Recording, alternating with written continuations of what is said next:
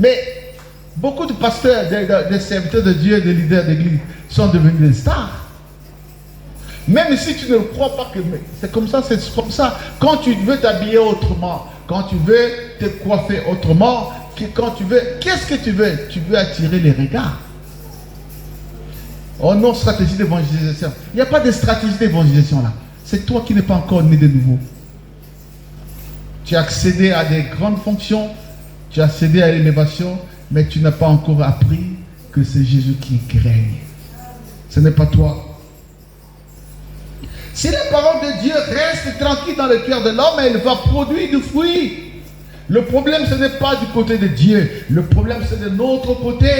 La parole de Dieu ne trouve pas une terre stable. Ne blâmons pas Dieu. Dieu nous a donné sa parole.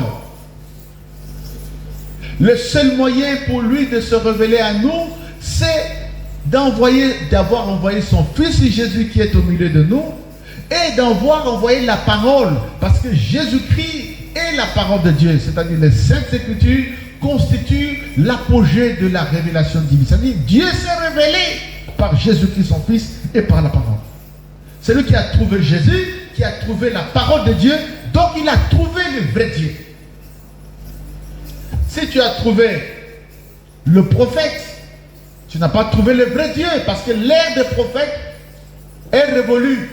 Parce qu'il est écrit, après avoir autrefois parlé à nos pères par les prophètes, c'est fini cette histoire. Maintenant, il parle à nous aujourd'hui à travers son Fils Jésus-Christ, qui est l'agent de réconciliation entre Dieu et les hommes.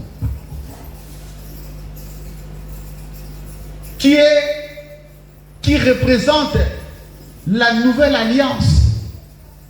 Si tu as trouvé Jésus, je dis la vérité, frère, tu as trouvé le vrai Dieu. Si tu as trouvé Jésus, je m'adresse à toi. Si tu as trouvé Jésus, donc tu as trouvé le vrai Dieu. Tu ne trouveras pas le vrai Dieu quand tu as trouvé un message. Non. Tu ne trouveras pas le vrai Dieu que parce que tu as trouvé un prophète. Non. Heureusement que parmi eux, certains commencent à revenir à la vérité. Ils étaient égarés. Maintenant, Dieu a ouvert les écailles de leurs yeux.